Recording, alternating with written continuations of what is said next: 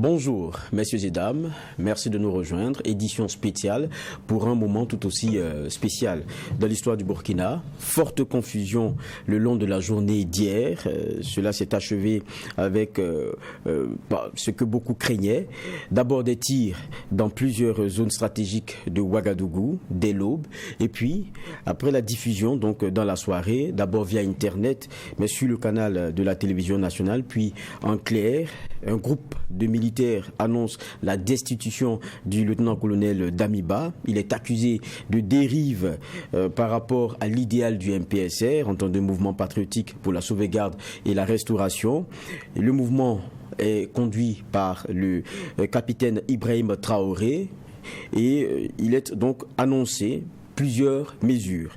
La suspension de la Constitution, la suspension de la charte de la transition, la dissolution du gouvernement, la dissolution de l'Assemblée législative de transition, l'instauration d'un couvre-feu de 21h à 5h, la fermeture des frontières jusqu'à nouvel ordre, la suspension de toute activité politique, la suspension des activités des organisations de la société civile, la convocation prochaine des forces vives de la nation pour écrire une nouvelle charte et désigner un président civil ou militaire. Et puis on apprend plus tard que la CEDEAO attend à ce que les délais qui sont ceux de la transition soient respectés. Plusieurs questions. Qui est le capitaine Ibrahim Traoré? Quels sont les mouvements qui étaient leaders dans la journée d'hier en termes de combat? Qui s'est achevé avec donc la destitution du lieutenant-colonel Damiba? Et puis, pour ce qui est de la CEDEAO, de ses décisions, qu'est-ce qui pourrait être entrevu? Des invités sur ce plateau avec moi pour aborder ces questions. Je m'en vais vous présenter d'abord Joachim Vokuma. Il est directeur de publication de Kasseto.net. Bonjour et merci d'être avec nous. Bernard Bougma, qui est aussi avec nous, chef de desk politique à WattFM et True TV. Bonjour Bernard. Bonjour Geoffroy, bonjour madame, messieurs. Nous sommes aussi avec Serge Toumondi, journaliste, éditorialiste, par ailleurs président du tribunal de l'actualité. Bonjour. Bonjour Geoffroy, bonjour Joachim Vokuma et bonjour Bernard Bougma. Ouais, bonjour. On va dire que depuis hier, le maître mot, c'était confusion générale. Nous avons tous tenté d'avoir des informations difficiles pour beaucoup de pouvoir confirmer certaines que nous avions. Donc, on était un peu les témoins de ce qui se passait sans pouvoir donner grand-chose. Aujourd'hui, je pense qu'on a certains éléments pour pouvoir analyser ce qui s'est passé. Et donc, la première question que je m'en vais poser, ce sera à Bernard Bougma. Il y a un nom qui est sorti après tout cela, c'est celui du capitaine Ibrahim Traoré. Qui est-il? Oui, effectivement, c'est ce nom qui, à un moment donné, était d'ailleurs sur toutes les lèvres, quelques heures avant l'annonce officielle sur la chaîne de télévision nationale. En tout cas, quelques 3 heures avant, son nom était sur toutes les lèvres, parce que dans la matinée, il y avait déjà le nom du lieutenant-colonel Bamouni, qui dirige le COTN, le commandement des opérations du théâtre national, et donc et après ça a évolué, à un moment donné, c'est le nom du capitaine Ibrahim Traoré, qui était sur toutes les lèvres jusqu'à effectivement la proclamation officielle, et c'est lui qui a signé les documents, et donc c'est lui qui remplace Damiba, qui a été déchu de ses fonctions de président du MPSR, donc conséquemment de ce titre également de chef de l'État. Donc ici, ce que l'on sait de lui, c'est que lui n'a pas fait ses classes au PMK comme Damiba et comme d'autres soldats burkinabés. Lui, il est passé par le cycle normal et ordinaire d'un élève qui a commencé ses classes à Bondoki, où son père était infirmier. C'est dans la boucle du Mouhoun. Ensuite, c'est le lycée à Carville, à Bobo Dioulasso. Donc, c'est après le baccalauréat qu'il a intégré l'université, à l'UFR des sciences de la vie et de la terre, donc SVT, où il a fait la filière CBBG. Il a été dit qu'à la fin, il est sorti à la licence avec major de sa promotion, et c'est de là maintenant qu'il a intégré l'académie militaire Georges Namano de Pau, puisque annuellement on recrute deux. Il y a des gens qui sont recrutés pour eux, c'est les sous-officiers d'actifs qui sont formés à l'ENSOA, mais l'académie forme des officiers. Donc lui, il est rentré à l'académie militaire Georges Namano de Pau. Donc comme militaire. Donc il sort officier parce que les capitaines sont des officiers subalternes, ce ne sont pas des sous-officiers. Donc c'est comme ça qu'effectivement il a intégré l'armée. Il a aussi été dit selon nos informations que là aussi il est sorti brio, major de sa promotion aussi là-bas. Donc l'autre chose qu'on sait, c'est que c'est un homme de terrain, ce qu'on dit, qui respecte bien ses hommes, qui respecte bien, comme on appelle ça, qui est rigolo aussi avec ses hommes et qui a été aussi sur plusieurs théâtres d'opération comme au Tapuanou, comme au Sahel, donc qui a effectivement qui a été sur plusieurs théâtres d'opération. Je pense que son dernier poste, c'est comme on appelle ça, au niveau de l'artillerie, basé à Kaya. Donc, c'est ce qu'on sait de lui. Donc, vous voyez que c'est très short. C'est normal, parce qu'il n'a pas commencé au PMK. Il a intégré l'armée en 2012. 2012-2022, ça fait 10 ans. Donc, en 10 ans, ça peut être une carrière riche, ça peut aussi ne pas être une carrière suffisamment étoffée, parce que 10 ans aussi, c'est aussi une jeune carrière, qui, comme lui-même, il est jeune, 34 ans. Voilà, donc c'est ce qu'on sait du capitaine Ibrahim Traoré. On rappelle que nous sommes aussi suivis à la radio donc Watt FM sur la 100.7 et donc vous aussi que nous suivez sur True TV, on aura donc à décrypter tout ce qui s'est passé hier et qui en définitive a vu l'annonce donc de ce coup d'état, on va le dire comme ça, avec le lieutenant-colonel Damiba qui est tombé. Le nom qui est sorti c'est Ibrahim Traoré. Vous en savez aussi quelques éléments, peut-être que celui que Bernard n'a pas sorti. Non, pas plus sur les éléments qu'il a. Mais justement, pour beaucoup, c'était d'abord un parfait inconnu. Il y avait beaucoup de noms qui, le long de la journée, étaient entendus. On parlait même d'un proche de Damiba, la personne de Bamouni. Et après, on entendait libérer Zumrana, celui qui est coué. Donc, c'est passé un peu comme ça. Pour vous, c'est normal, c'est dans la logique des choses, mais il y avait plusieurs tendances en interne, et puis il y a eu une qui a émergé à la fin. Quelle lecture vous en faites? Ok, d'accord. Merci. Je voulais d'abord, je lui avais déjà apporté mon soutien, mais je voulais apporter mon soutien à Bernard Bourma et à d'autres confrères qui étaient sur une liste noire qui existerait, de confrères qui étaient menacés. Est-ce que la destitution de Paul-Henri Sandaogo Damiba va entraîner également la disparition de cette liste noire-là? C'est tout le mal ce qu'on souhaite, et il faut que cela s'arrête. Voilà. Donc, la liberté d'expression, c'est un acquis démocratique qu'on ne peut pas remettre en cause. Pour répondre maintenant à votre question, et effectivement, on savait bien qu'à l'intérieur du MPSR, il y avait plusieurs tendances. Voilà, il y avait plusieurs tendances. Je sais qu'il y avait une tendance très radicale qui ne voulait pas du tout entendre parler de remettre le pouvoir aux civils. Okay. Voilà. Donc, et puis vous avez des gens qui sont des affinités avec des leaders politiques comme Djibril Bassolé, comme le général Djendéré lui-même. Donc, cette bagarre à l'intérieur du MPSR là n'a pas été suffisamment, n'a pas trouvé de solution. Je disais ça hier, même la dialectique n'a pas réussi à régler ces contradictions là, et ça a débouché sur sur ce qu'on sait hier avec la prise du pouvoir par le jeune capitaine. Effectivement, dans la journée, le nom de Yves Bamouni a beaucoup circulé.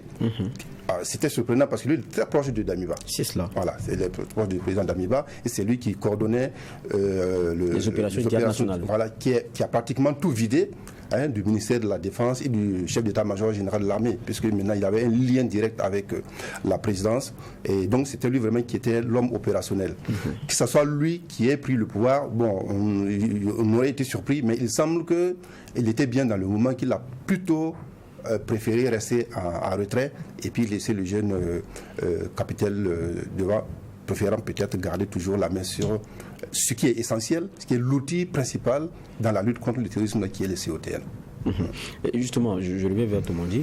Le nom de Bamouni qui ressortait, on le sait très proche donc, de Damiba, selon toute vraisemblance, parce que quand on regarde, c'est le MPSR qui décide de changer de leader, et donc ça veut dire que forcément il y a eu l'aval, quoi qu'on dise, au regard d'une lecture qu'on pourrait avoir de Bamouni, puisqu'il n'y a pas eu d'opposition jusqu'à présent.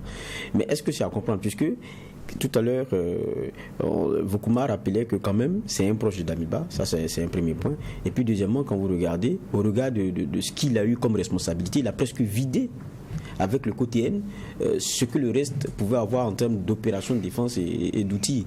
Oui. Est-ce que c'est ça peut se comprendre, une promotion pareille, et puis après, bon, ça se...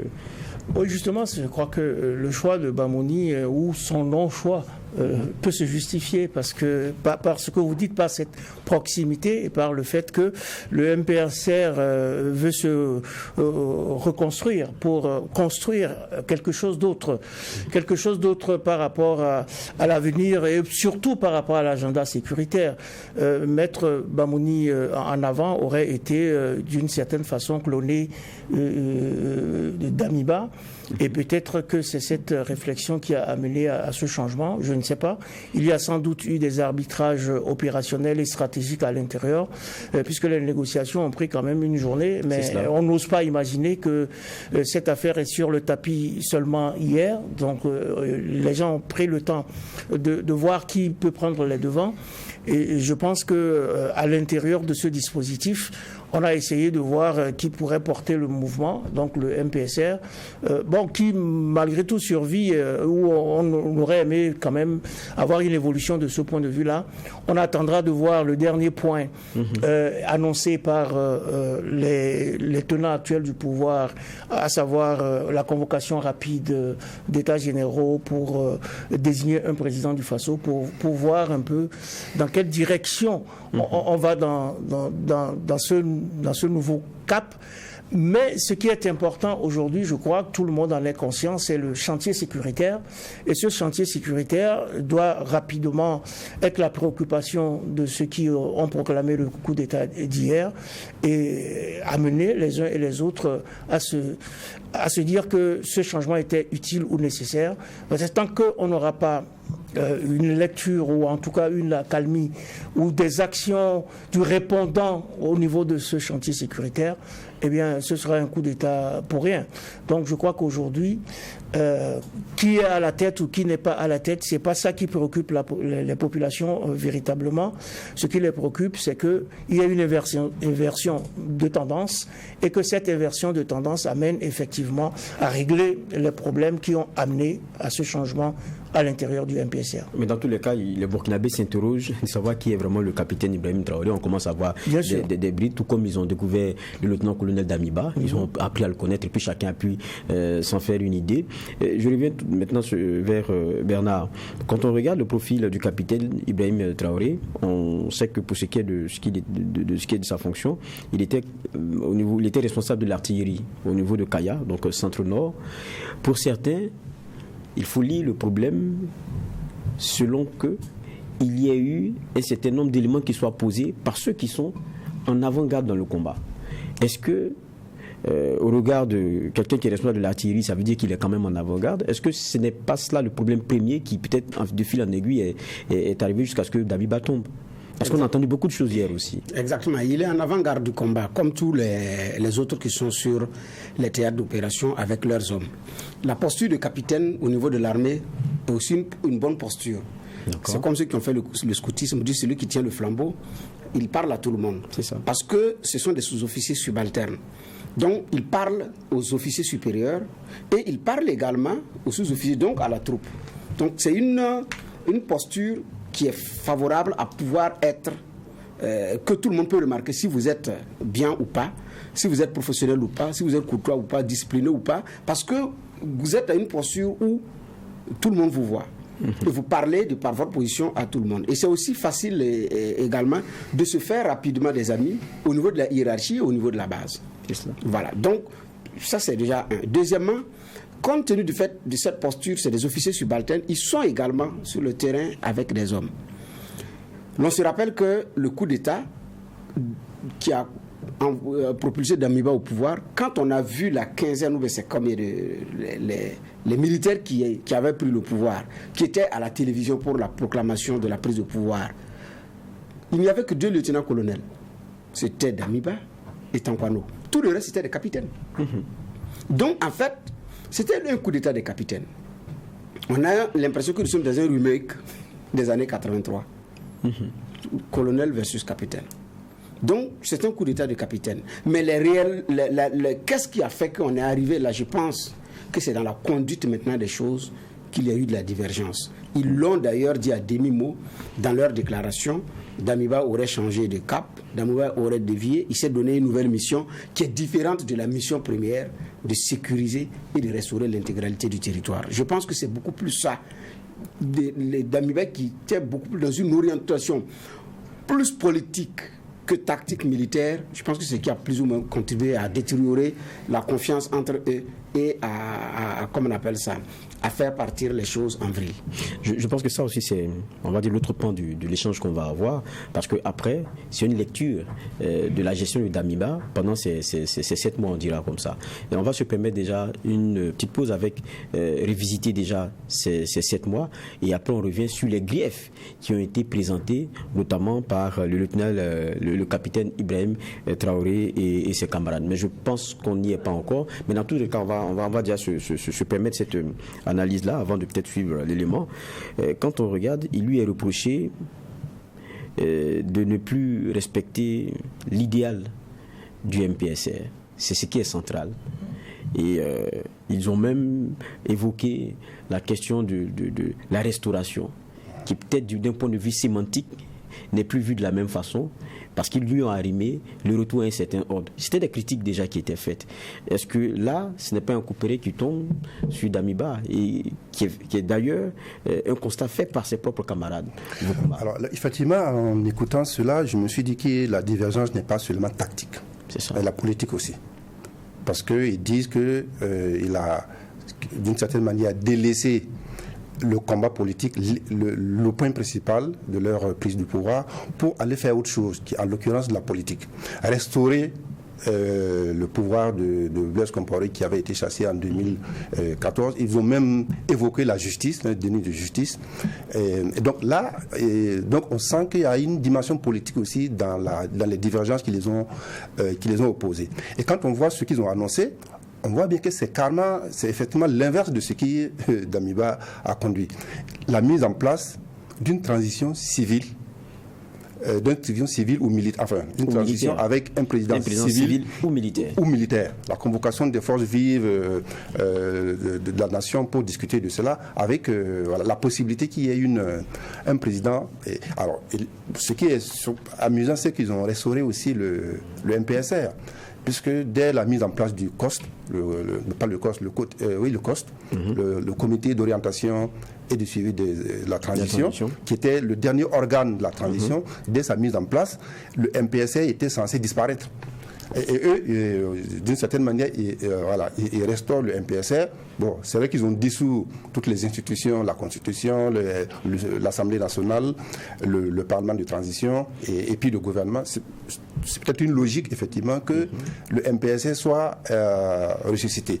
Maintenant, on verra quelle est l'orientation, comme disait Serge tout à l'heure, qu'ils vont donner. Mais j'ai le sentiment, en les écoutant, que ce sera vraiment l'inverse total de ce que nous avons vécu depuis 8 mois. C'est là qu'il faut les suivre de près, et que la société civile, même si les activités ont été suspendues, les partis politiques, c'est ça aussi qui a un peu un paradoxe, parce que c'est pas comment ils vont convoquer,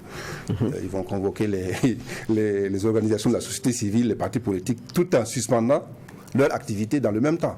C'est quand même un peu comment ils vont procéder. Mais c'est intéressant de voir comment ils vont associer toutes ces forces vives de la nation-là pour conduire la transition. Et je pense qu'ils peuvent rester dans les délais impartis par la CEDEAO. Bon, on va peut-être en revenir avec le communiqué de la CEDEAO qui est pour moi c'est une position de principe, il faut condamner. Mais quand on regarde, et ce qu'ils demandent, c'est que le délai soit respecté. Ça, on va y revenir. Voilà. Donc, il faut que la société civile et les forces vives de la nation, les partis politiques qui vont être associés à cette transition-là, s'y impliquent effectivement pour que la transition soit vraiment civile et que les militaires se recentrent, comme ils disent, sur la question sécuritaire, qui est le principal objectif de la prise du pouvoir, et que les Burkinabés ont d'une certaine manière toléré. Parce qu'il faut quand même rappeler que le 24 janvier, c'est un gouvernement démocratique qui a été destitué. Qu'est-ce cela? C'est destitué. Donc, les gens ne sont pas trop opposés parce que la question sécuritaire primait sur la démocratie, on va dire ça comme ça.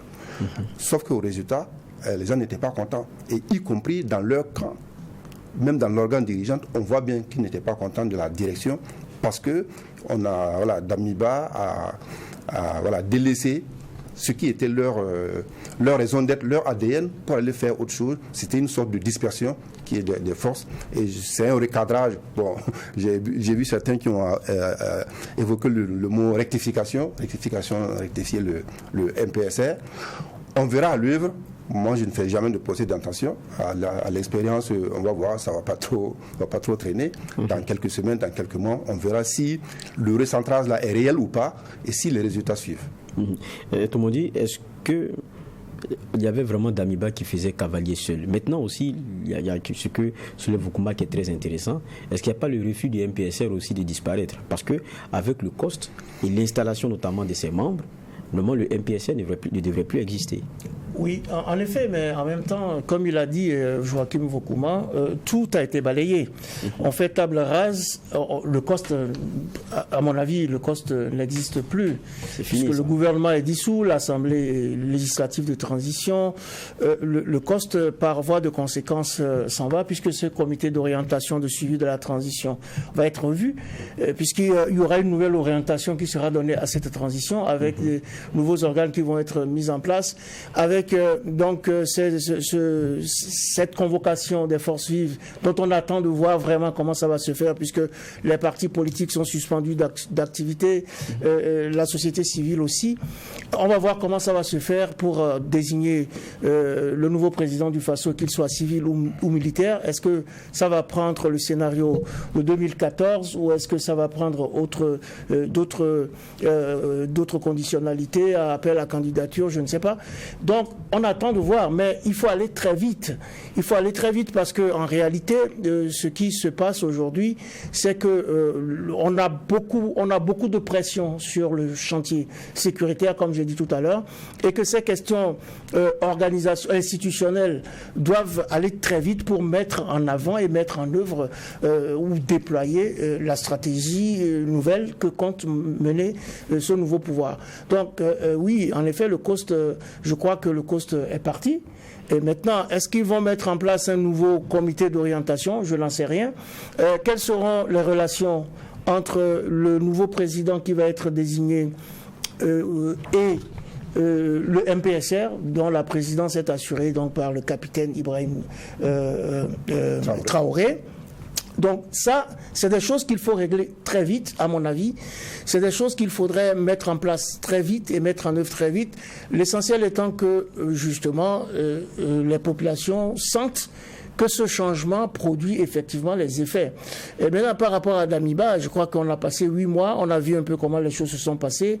La situation sécuritaire ne s'est pas améliorée, malheureusement.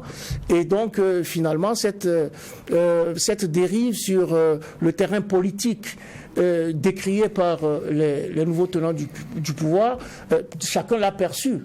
Et cela a eu également pour conséquence une dichotomie du discours au niveau de l'espace public, parce que finalement, on a eu des mouvements et des fronts qui se sont créés, les uns combattant les autres, au moment où on devrait avoir un creuset qui permette de regarder dans la même direction et de former une union sacrée pour résoudre les vrais problèmes qui se posent à la nation. Donc aujourd'hui, je crois que le nouveau tenant du pouvoir en ce boulevard-là, en ce chantier, et comme tout est toléré en raison de la situation sécuritaire, ils ont une occasion, je pense, formidable de se dire que bon, les 8 mois qui sont passés sont des 8 mois de brouillon.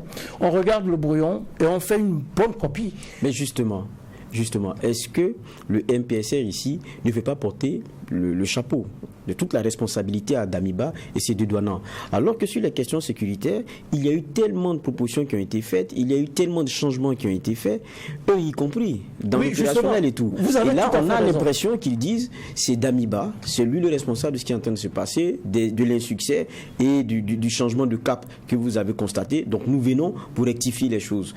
C'est le MPSR qui se sauve. Vous avez tout à fait raison, parce que justement, personne n'est coupable tout seul. Damiba, il est venu dans une cohorte avec des gens, et ces gens-là n'ont pas réussi, je pense, à le mettre sur la ligne pour laquelle ils sont arrivés. Donc ils ont une part de responsabilité, et en plus ils ont la responsabilité de tout ce qui s'est passé pendant cette période. Et bon, qu'ils veuillent corriger, c'est une chose, mais maintenant ils ne peuvent pas se dédouaner ainsi de ce qui s'est produit. Maintenant, on va voir comment ce rattrapage se fait, même si, évidemment, bien entendu, pour moi, le coup d'État n'était pas forcément la solution idoine. Mais c'est fait, et il va falloir repartir du bon pied. Et repartir du bon pied, c'est mettre en œuvre ce qu'il faudra pour qu'on arrive progressivement à avoir la réponse à la situation sécuritaire et à sortir de cette impasse pour revenir sur nos pieds afin que le Burkina redevienne ce qu'il était avant. Bernard Bouma, c'est vrai qu'on a l'impression qu'ils disent que Damiba a fait cavalier seul, il a dévié de la ligne de départ. Mais je dis, est-ce que ce n'est pas le MPSR qui se sauve lui-même au regard de l'insuccès qui était constaté par le nombre de Burkinabés, qui n'était pas forcément pour beaucoup l'insuccès de Damiba, mais celui du MPSR? Oui, ce que vous dites est vrai, sauf que Damiba est en partie responsable du fait que d'abord c'est lui la tête. C'est cela. Et du fait également de l'orientation des choses à un moment donné. Tous les Burkinabés regardaient ébahis l'orientation qui avait été donnée à un moment donné. On se pose des questions de finalement où on va. Est-ce que la priorité c'est la réconciliation nationale ou la priorité c'est la lutte contre le terrorisme et le retour des déplacés internes? À un moment donné, cette question a été sérieusement posée. L'autre aspect, certaines sources indiquent qu'il y a eu de nouvelles forces qui sont venues et qui ont pris Damiba et qui l'ont isolé de ses premiers éléments de son noyau dur. Okay. Et donc que cela a contribué aussi à réorienter les choses avec des contacts à l'extérieur, des personnalités qui l'appellent pour donner des conseils, pour faire ceci. Donc à un moment donné, c'est comme si monsieur c'était en train de s'émanciper de ces hommes. Ça, c'est pas forcément un problème. Mais c'est aussi la ligne de conduite qui n'était plus en phase avec ce qui a été donné prioritairement comme élément. Donc naturellement, l'échec de Damiba, c'est l'échec du MPSR. Il faut qu'ils acceptent d'assumer cela, parce que c'est eux qui ont opéré un coup de force, mais qui ont choisi quelqu'un pour porter leur voix, pour porter leur combat. Donc ils sont également comptables, pour ne pas dire coupables du choix de Damiba. Parce que de la façon dont vous vous entourez, c'est de cette façon que les résultats vont être produits. Donc c'est la qualité des hommes qui va faire la qualité des résultats. Donc ici, je pense aussi que c'est en même temps un échec du MPSR qui certainement, à un moment donné, s'est dit il faut qu'effectivement on tire le son pour avancer. Regardez les dernières nominations, on se pose beaucoup de questions. Jusqu'à présent, vous savez que Damiba a toujours les mains jusqu'à ce qu'il quitte le pouvoir du commandement de la 3e région militaire. Il n'a pas été remplacé.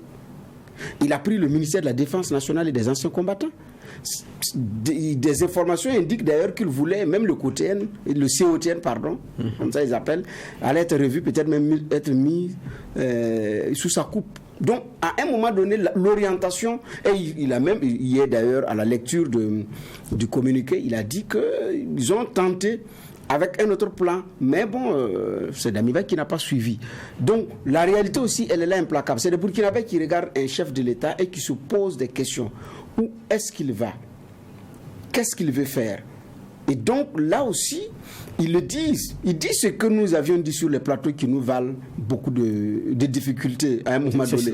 Parce qu'ils disent qu'il a pris le chantier de la réconciliation et il en fait à tel enseigne qu'il met à mal l'indépendance de la justice. Nous l'avons tous répété. Et donc, même son investiture, on a dit au juge constitutionnel, vous vous êtes trompé. Vous exposez le monsieur aux poursuites selon les termes du code pénal burkinabé. Les articles 375-2 disent, vous l'exposez à l'usage et à l'usage irrégulier, à une usurpation de fonction de chef du président du Faso. Il est chef de l'État. Ça n'a pas été suivi. Donc, est-ce qu'il avait besoin de ça? Mais maintenant, bon, à un moment donné, il y a des gens qui sont devenus plus royalistes que le roi.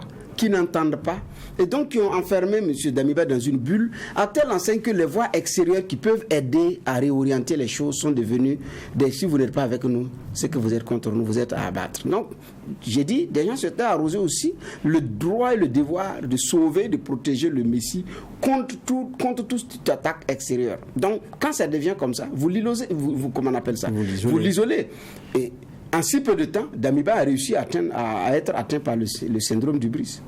C'est-à-dire qu'à un moment donné, vous ne savez même pas que vous n'êtes adossé à rien. Mais en réalité, c'est une chute libre qui était engagée, mais vous ne savez pas. Je pense qu'on était arrivé à un moment donné où il n'a pas senti venir les choses. Malheureusement, il n'a pas aussi eu la lucidité d'écouter les voix contraires qui ont été prises comme des voix ennemies et donc des voix à éteindre. Et la suite, on la connaît. Oui, la suite, on la connaît. Mais pour ce qui s'est passé hier, est-ce qu'il faut le restreindre au sein du MPSR? Parce que je rappelle qu'il y avait beaucoup de noms qu'on avait entendus. Exactement. Dont celui du lieutenant-colonel Zungrana, oui. Qui est... En fait, je ne sais pas si on a des informations qu'il est sorti, mais dont on demandait la libération. Oui. Aujourd'hui, est-ce qu'il ne faut pas craindre qu'il puisse avoir un autre onde de choc, que ce ne soit pas que le problème du MPSR qui a été exprimé hier et qu'il pourrait y avoir d'autres courants et qui soient externes? Je suis d'accord avec vous, parce qu'il a été dit que ce sont des éléments de Mamba Vert qui sont les hommes de Zungrana et ceux de Cobra 4 ou Cobra, en tout cas Cobra de Bamounis qui se sont alliés effectivement pour déposer Damiba à la tête du MPSR. Donc en fait, on ne devrait même plus parler de MPSR. Si on voulait être même rigoureux, cohérent même avec les textes, la charte dit qu'à la mise en place de l'organe de suivi de la transition, le MPSR n'existe oui, et quand j'ai entendu Damiba qui parle du MPSR aux États-Unis et qui disent en anglais que le MPSR is the way of it. Bon, c'est vrai qu'il n'a pas terminé la phrase. Il dit, mais finalement, le chef de l'État revient sur quoi? On s'était entendu au nom de la charte qu'on n'en parlerait plus. Mais il en parlait toujours. Maintenant, pour revenir effectivement à ce que vous dites, on a même entendu que Zungrana a été libéré. Non, d'abord, ça c'est faux. Ensuite, je pense aussi que c'est une situation qui est délicate qu'il faut gérer avec intelligence et sagesse. C'est une affaire qui est devant les tribunaux. C'est une affaire judiciaire. Et donc, que la poursuite pour le coup d'État soit maintenant muée en poursuite pour blanchiment de capitaux, compte tenu du fait que c'est une affaire judiciaire, c'est bien de respecter les normes judiciaires en la matière, même si c'est pour l'élargir. Sinon, on va créer de nouveaux problèmes. Pour donner la liberté au Gilbert Diendéré pour respecter les dispositions de droit, tous les Burkinabés l'ont appris. Il y en a qui étaient contents, il y en a qui n'étaient pas contents, mais c'est le droit, on n'y peut rien, on l'a tous respecté. Et ça, il n'y a pas de problème. Il ne faudrait pas que, pour pouvoir faire justice, on crée une nouvelle injustice. Ils ont droit à cette liberté, à ce bol d'air consacré par notre loi, mais il n'y a pas de problème. Donc, quand on veut l'élargir ou pas, je pense qu'il y a à regarder du côté du droit. Qu'est-ce qui peut être fait? Qu'est-ce qui doit être fait? Pour que ces droits aussi ne soient pas violés. C'est pourquoi j'ai dit avec intelligence et sagesse. Mais si on dit que ce sont ces hommes qui sont venus, on les libère. Et ceux qui sont également en détention préventive, qui sont en détenus au niveau de la Mako. Je pense par exemple à Kamao, qui avait dit que Damiba n'était plus digne de gouverner le Burkina. Les militaires ont dit hier qu'il n'était plus digne. C'est pourquoi d'ailleurs eux, ils l'ont enlevé. Qu'est-ce qu'on fait? Donc je pense que les éléments de droit, les conséquences de droit doivent être tirées avec sagesse et intelligence. En parlant de conséquences, en tout cas, les camarades de Damiba ont tiré les conséquences hier. Ils ont décidé de le débarquer après avoir regardé dans les presque 8 mois de conduite de ce pays-là. Je rappelle que nous sommes toujours à la radio et à la télé, donc radio Watt FM. Vous nous suivez sur la 100.7 et puis Tout TV sur le canal 254 du bouquet Canal+, et puis sur la TNT donc en clair. On va se permettre une petite pause pour visiter justement ces presque 8 mois de Damiba qui ont été sanctionnés. Et c'est maintenant. De l'incapacité manifeste. Lundi 24 janvier 2022, il est 17h environ, un groupe de militaires sur les antennes de la télévision nationale annonce la chute du pouvoir du président Roch-Marc Christian Kaboré. Le pouvoir est désormais entre les mains des militaires qui créent le MPSR, le mouvement patriotique pour la sauvegarde et la restauration avec à sa tête le lieutenant-colonel Paul-Henri Sandaogo Damiba. 96 heures après, le premier discours est livré avec l'ambition clairement affichée. Notre ambition n'est autre que de fédérer l'ensemble des énergies de notre pays pour jeter les bases d'un Burkina Faso nouveau, débarrasser des oripeaux d'une gestion politique aux antipodes des nouvelles aspirations de notre peuple. Notre agenda est unique et il est clair. La sauvegarde de notre peuple et la refondation de notre nation. Les indicateurs de mesure de la réalisation de cet agenda demeureront le niveau de restauration de l'intégrité du territoire et la qualité des actions entreprises pour la refondation de notre nation. Pour montrer sa bonne foi, un délai de 5 mois est donné au Burkinabé pour le premier rendez-vous bilan des actions qui seront menées sur le terrain. Des décisions sont prises et des réformes engagées. Il s'agit entre autres des changements opérés à la hiérarchie militaire, de la mise en place du COTN, commandement des opérations du Théâtre national, de la création de la BVDP, Brigade de veille patriotique, de la création des zones d'intérêt militaire, de la mise en place du COST, Conseil d'orientation et de suivi de la transition. Mais très vite, l'espoir qui nourrissait les Burkinabés avec l'avènement des autorités militaires a commencé à s'amenuiser. La militarisation de l'administration avec certaines nominations jette le discrédit sur les ambitions réelles du MPSR. Certains observateurs voyaient même en ces nominations une sorte de réhabilitation de l'ancien ordre déchu suite à l'insurrection populaire de 2014. Que dire de l'augmentation des salaires des membres du gouvernement qui a fait couler encre et salive? Presque 100% d'augmentation du salaire au moment où les populations demandent la réduction du train de vie de l'État. La pilule est difficile à avaler, surtout pour un gouvernement de transition. Sur le plan sécuritaire, le terme « l'armée monte en puissance » était devenu un refrain qui n'avait malheureusement pas le même écho chez les populations impatientes de voir des actions concrètes sur le terrain, notamment dans la lutte contre le terrorisme et donc qui ne savaient plus sur quel pied danser. Pire, les attaques terroristes avaient pris une autre tournure beaucoup plus violente. Solé le 5 mai, Bourzanga le 21 mai, Natiabouani le 20 mars, Djibo le 2 juin, Seitenga dans la nuit du 11 au 12 juin, Bourasso le 14 juillet, Barsalogo le 10 juillet, Kelbo le 25 juillet, Boulunga le 4 août, Déou le 12 septembre, l'attaque de la maison d'arrêt et de correction de Nouna le 11 mai, et tout récemment Gaskinde le 26 septembre n'en sont que quelques exemples. Des résultats ont certes été engrangés par l'armée dans cette lutte, mais ils n'auront pas réussi à inverser significativement la tendance. Conséquence, le nombre de déplacés internes a augmenté. Entre janvier et avril 2022, le nombre de PDI a augmenté de 61 000 dans la région du Sahel pour atteindre 574 000.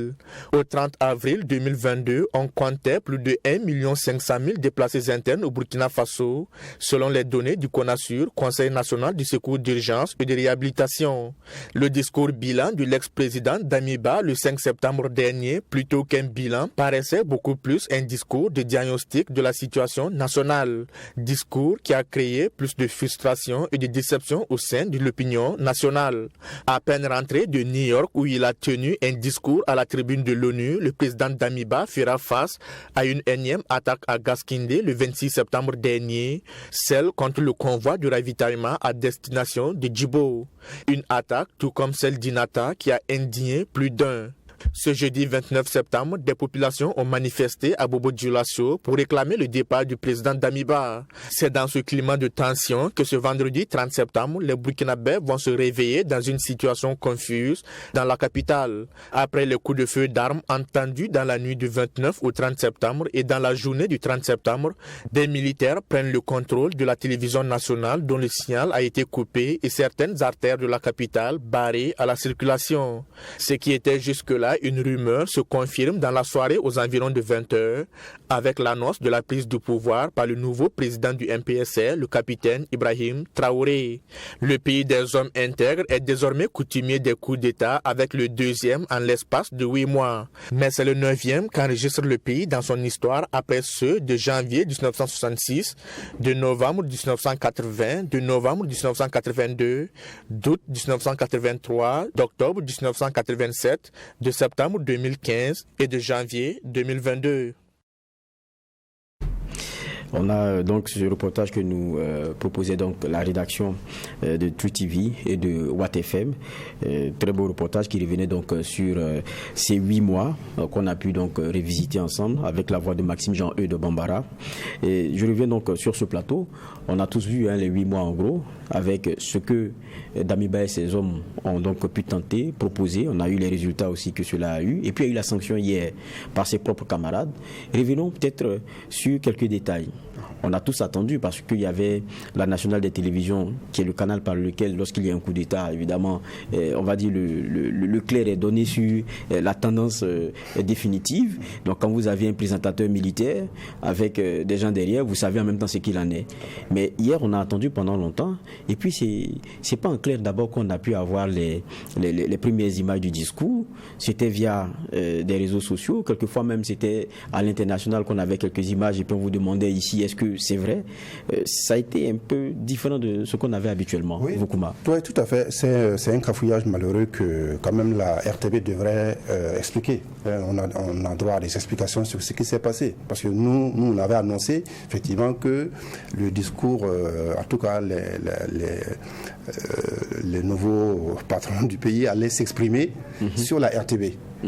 Parce qu'on avait eu l'information selon laquelle l'enregistrement avait été fait et que les techniciens de la RTB étaient en train de monter l'élément pour diffuser. D'accord. Donc il était autour de 18h, 19h comme ça. Donc on s'est dit en principe jusqu'à 20h, bon ça devrait être passé. Avec le numérique aujourd'hui on n'a plus besoin de beaucoup de temps pour monter ce type de discours-là, même si peut-être qu'il y a eu à avoir plusieurs prises de vue pour pouvoir présenter quelque chose de propre. Et puis on a attendu, et jusqu'à moi j'étais assis, j'attendais tranquillement le discours, jusqu'à des confrères qui sont à l'extérieur m'envoient des captures d'écran de chaînes françaises et qui me demandent mais c'est quoi ce truc, est-ce que c'est vrai, tout ça. Et je me suis dit mais non, je dis pour l'instant ici on attendait la proclamation, en tout cas le communiqué sur la RTB, parce que c'est le canal officiel. En tout cas, d'habitude, c'est le canal par lequel les grands changements sont annoncés. J'ai dit, mais pour l'instant, sur les écrans de la télévision nationale, il n'y a rien. Et puis on a commencé à voir effectivement sur les réseaux sociaux des bribes d'informations sur les mesures qui ont été annoncées et tout. Et puis donc c'est quand même quelque chose qui n'est pas normal. Peut-être que c'est l'occasion aussi de revoir, parce que c'est la RTB qui a l'exclusivité de ce genre d'informations. Je me rappelle bien, à l'exception de la déclaration de Blaise Compaoré, quand il a annoncé sa démission, évidemment la RTB était saccagée, ne mettait plus, donc il a utilisé un canal, une chaîne privée. Mais c'est peut-être l'occasion de remettre en cause, de réfléchir quand même sur l'exclusivité qui est donnée à la nationale. Parce que ça, c'est pas normal que nous qui sommes ici, les Burkinabés, apprennent de l'extérieur un changement majeur quand même qui s'opère dans leur propre pays. C'est pas normal. Mais je crois que ça, je passe le contrôle de tout le monde sur la table. Je pense que les premières images, on l'a eu par la télévision nationale, mais plutôt via son prolongement Internet. Oui, mais pas en clair, c'est ce que non, je veux mais dire. Je veux dire, tout le monde attend, soit sur la TNT, soit sur le bouquet où les gens sont massivement connectés. Bon, c'est pas sur des choses peut-être. Pas sur Internet. Je veux dire, l'Internet au Burkina reste quand même un outil, un produit de luxe. Voilà, parce qu'il faut déjà, il faut déjà avoir un smartphone ou un ordinateur et pouvoir avoir un abonnement ou acheter des gigas ou des mégas pour mais c'est un moment extraordinaire. Et puis, c'est un moment non ordinaire où tout est sous la pression. On a tous appris aussi que des techniciens sont allés les chercher chez eux. On sait comment ça fonctionne. Souvent, lorsqu'il y a ces coups d'État, c'est des moments non gérés. Oui, non, mais ce sont des professionnels. On a droit à une explication parce que même la radio nationale qui est là, moi je suis passé devant la radio nationale vers 18h, il n'y avait pas de char, contrairement à la télévision qui était inaccessible. Mais devant la radio nationale, il n'y avait rien du tout. C'était tranquille. Les techniciens même étaient là-bas au cas où. Au cas où. Mais on n'a rien entendu. Donc tout ça, c'est pas. Je trouve que c'est choquant que des Burkinabés apprennent un changement de dirigeant de l'extérieur. Vous partagez cela, tout le monde dit? Non, c'est sûr qu'il y a eu des dysfonctionnements et ces dysfonctionnements méritent d'être sans doute connus et corrigés. Je crois qu'effectivement, tout le monde était focus sur devant ces écrans, devant les écrans pour suivre, parce que toute la journée, on est resté en quête d'information, en quête de précision. Il y a même des personnes étrangères qui appelaient pour savoir ce qui se passait, si on peut donner des éléments. La RTB, la chaîne nationale, est restée, disons, fermée, écran noir, presque pratiquement toute la journée. Donc du coup, c'est vrai qu'on attendait, et beaucoup de gens se sont rouillés sur leur téléviseur dès 20h pour avoir l'information, et ils ne l'ont pas eu. On a eu donc ces bribes d'informations via les réseaux sociaux qui ont été diffusés à partir, comme vous dites, des plateformes Internet de la RTB. Puis ensuite, je crois que effectivement, ça ne donne pas l'impression d'un sérieux, l'impression du traditionnel dans ce genre de situation. Et il va falloir justement relever les dysfonctionnements qui ont entraîné cet état de fait.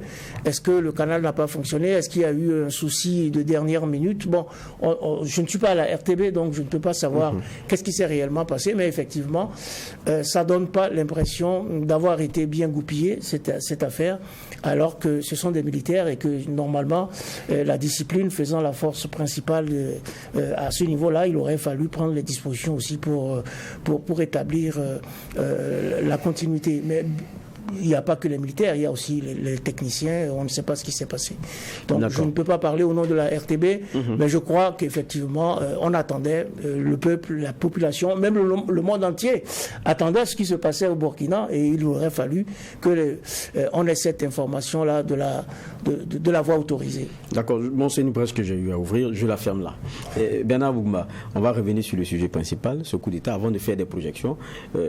Qu'est-ce qui est l'élément déclencheur pour vous? Parce que quand on regarde, ce qui est présenté, c'est des dérives, mais les dérives, c'est l'expression continuelle. Mais il y a sûrement un élément majeur qui fait la décision. Il y a eu les sorties. On l'a fait remarquer dans l'élément tout à l'heure avec Maxime Jean-Eudes Bambara, la sortie de Bobo Dioulasso, lesquels les manifestants ont été copieusement rossés par des loubards. Et puis après, à Ouagadougou, on a vu ce qui s'est passé ici le lendemain. Quel est l'élément déclencheur? Pour vous, c'est quoi? C'est Gaskinde? Il y a quelque chose qui doit être l'élément déclencheur de ce qu'on a vu. D'accord. Plusieurs éléments, comment on appelle ça, déclencheurs. D'abord, il y a eu à l'interne, je ne pense pas qu'à un moment donné, les nouvelles saisons parlaient le même langage par rapport à la vision la vision et des résultats à atteindre. La première mission, Damiba l'a dit d'ailleurs dans son discours, que le critère d'évaluation, ça va être la question de la reprise des superficies perdues et le retour des déplacés internes. Donc la question de la réconciliation est venue se greffer après et à un moment donné était en passe d'être le plat principal. L'autre aspect, je pense aussi que c'est dans la conduite des choses avec les organisations dites de la société civile qui ont induit, non, Damiba s'est laissé induire en erreur par ces messieurs-là. Parce qu'eux, ils sont dans leur rôle. Ils sont dans leur façon de faire. C'est vous maintenant qui, dans leur façon de faire, vous en avez besoin ou vous n'en avez pas besoin. Mais la dernière décision, c'est vous. Parce que c'est vous qui assumez, c'est vous qui répondez. Dès les premières heures, on a vu les conférences de presse pour dire que nous sommes à la disposition pour accompagner la transition. J'ai dit également sur ce plateau que quand vous dites que vous êtes prêt pour accompagner, vous allez où? Il va où? Vous allez l'accompagner où il va. Il n'a même pas encore dit où il va. Quelle que soit la direction, vous êtes d'accord.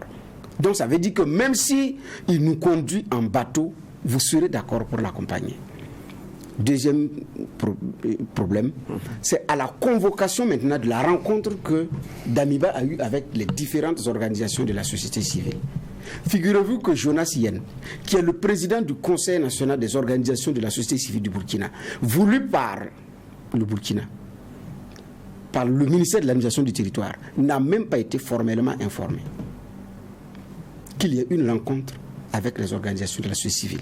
Encore moins être associé à faciliter à travers une base de données claires les OSC crédibles en fonction des différents domaines d'intervention pour aller à la rencontre. Bon, ils ont fait leur tri.